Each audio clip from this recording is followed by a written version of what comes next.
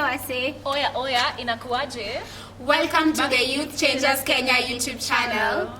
So, today, last time we had a very interesting conversation about feminism and all that. And I'm sure we didn't wrap up. We'll probably have a follow-up on that conversation. Yeah. Today, we are talking matters about mental health. So, we're just going to have a conversation. Yeah. Do you have someone to talk to when you're going through an issue? How easy is it for you to talk to someone when you're going through an issue, and you're just going to delve into it and just have a conversation? Yes, as we do it here. Yeah, and before we continue, if you've not watched the video we are talking about feminist leadership, please rush, go watch that so you catch up. And also for our new subscribers, welcome to this community of strong women and who have men as allies to this space. So for those new people, I'm Josephine.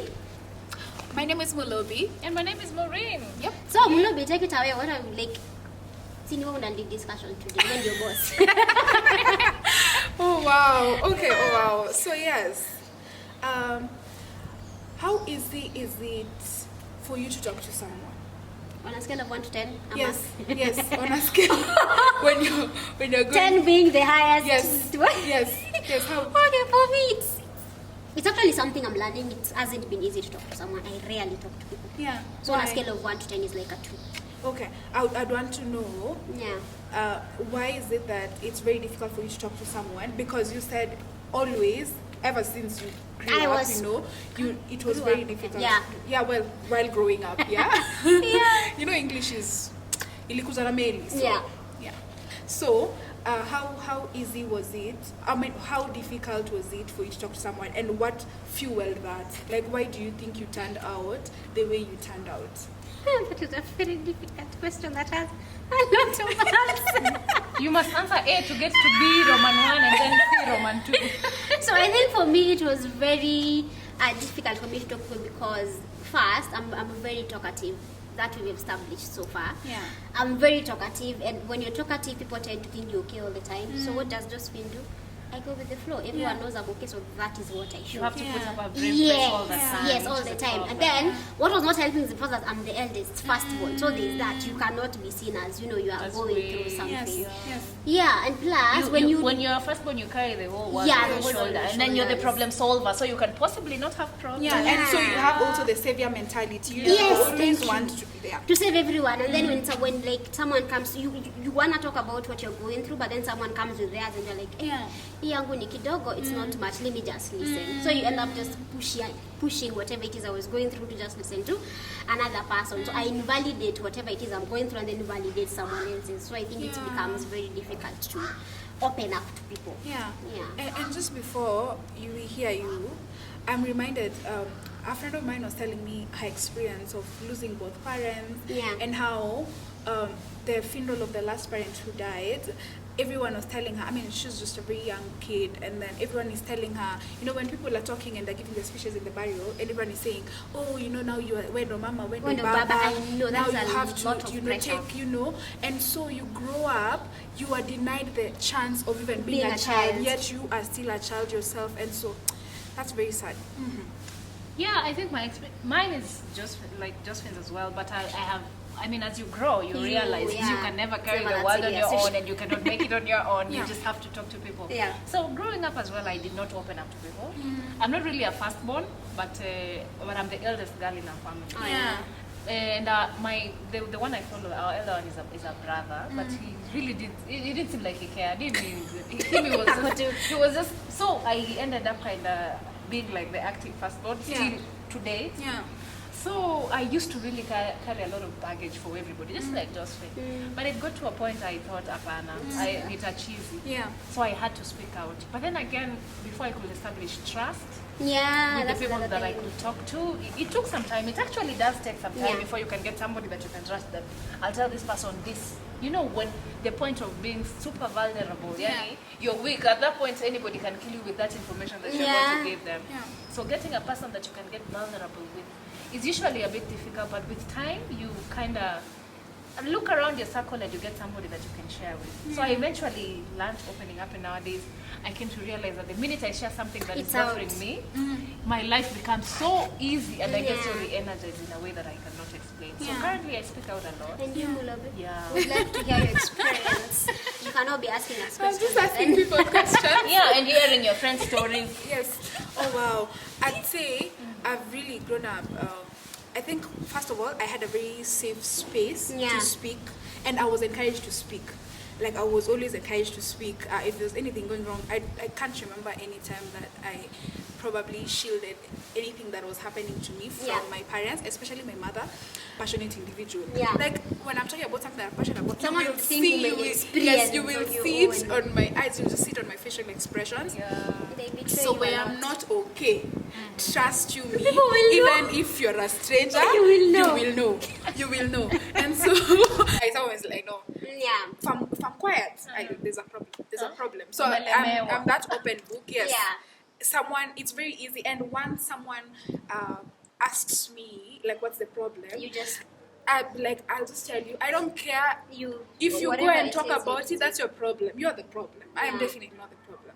But I needed to talk about it. No, you see your perspective of things in terms of whether umesema imeisha. It doesn't matter what the other person does with the information. Not everyone is like that. Yeah. Some of us are very cautious in terms of who we speak to and in terms of the information we give. Maybe it's something very delicate, and then someone goes ahead and discusses. So before some of us open up, there has to be that level of trust, and that's where we go back to what you were saying. Yeah. Your circle, and what I've realized with most young people is people don't have circles. People need to realize not everyone you talk to is your friend. Yeah. Let's just make that very clear. It's true. Not everyone you talk to is your friend. You need that inner circle. You need to have people who I can go and tell you, by the way, I'm feeling this way. And it's because of this and this, and they won't invalidate how you feel. Yes. Because I've had an experience where I was in a really bad place, and then I spoke to someone, and they invalidated how I felt. Yeah. So now there's no way I'm ever going to speak to that person. Yeah. So whatever it is someone is telling you, however small you may think it is, do not invalidate how they're feeling because you're not there. Yeah. Or some people are such poor listeners. Yeah. You're going to tell somebody, hey, by the way, Aki, I am going through this, and I come back, You're too kidogo. Yeah. Utapitia. So next time you're like, I will not tell people my problems. They have bigger than mine. Yes. You know? Yes. And that small one that is eating you up Yeah. is actually that one which is your problem. Yeah. Not his big one that is not sharing or her big one. Yeah. So I think we should be able to get to that space where for those of us that people are confiding in, we should be able to actually not invalidate, like just Yes. Yeah. Yes. I agree, and I think for me it's the issue of are you a safe space? Yeah. Even as you're talking about, we need to create safe spaces. Are you as Are an you individual yourself? Yeah. a safe space? And even so, you need to just as you're saying, not everyone is your cup of tea. Yeah. Like even like for me, I'm a sanguine. I talk to people. You talk to everyone. But and it's a challenge for me now. I need to start looking at out of all these people, like who exactly is my friend? And someone, when you're telling them whatever you're telling them, they won't judge you or they won't use that against you at any particular moment. And I think at that particular point, there's also that things, sometimes we also put some unnecessary expectations on our friends that they honestly they can't even you're asking for what you can't give yourself. We are having some expectations on our friends, and it figures at some point where our friends can only do so much. They can only do so much. So it figures a point if you need to actually seek professional help, please do. It's not you don't be ashamed if you figure point you just can't, you try talking to people and it's not working. It's time you seek professional help, and you should not be ashamed of that, because at the end of the day, this is for you to be a better person, for you to help you process whatever it is you're feeling. But then I know a couple of people who say counseling and therapy. You just want someone to validate how you're feeling na kuambia kuna shida na hakuna shida. You get such things. So that is the mentality people have out here, that is what therapists do. They create problems that are not there. Then they validate you, and then you start seeing you have problems. No, that is not how it works. It just gives you a space where you talk, and someone just helps you to process whatever it is you're feeling. And it's okay to seek help. That would not be ashamed. And then something else that's sorry, I know you're the one who was leading the question. It's okay. It's a conversation. My mind. Yeah, we're having a conversation. So at us, what qualifies? I mean, what are some of the issues that you can point out that qualify to bring to make someone mentally upset, such that yani you're not mentally okay, may affect well-being or your mental status, for example, losing parents, losing siblings, what else? Of course, those are things. Those are given. Like now we know. Saizi tumeacha ile time ulikuwa unaenda kwa kina rafiki yako amefiwa, alafu namwambia encourage yourself. Mungu anajua mbona. I stopped saying it those is things. well. It is well. I even told when I went to church, I told my pastor, you know what, we need to stop telling people it is well. It is I said, do not cry like people who don't know the Lord. Please cry. Yeah. Cry a good one. You crying does not mean you don't know who the Lord is. Yeah. And then it is good to even Jesus wept. Yeah. It is written. Who are we to disagree? So, I mean, what other things, apart from, of course, loss of loved ones, what other things do you think upset young people mentally? I'd say it's very personal. Like, what can upset, because also people have different mental and emotional staminas. Yes. You know, like what would make me lose it completely is not what would make another person lose it completely. But also, like right now, of course, there's a pandemic, and I mean, most people are affected mentally. But I think that people are getting out of it. But you know, the whole issue of joblessness and unemployment, that can really take a toll on someone. Oh, that one I know.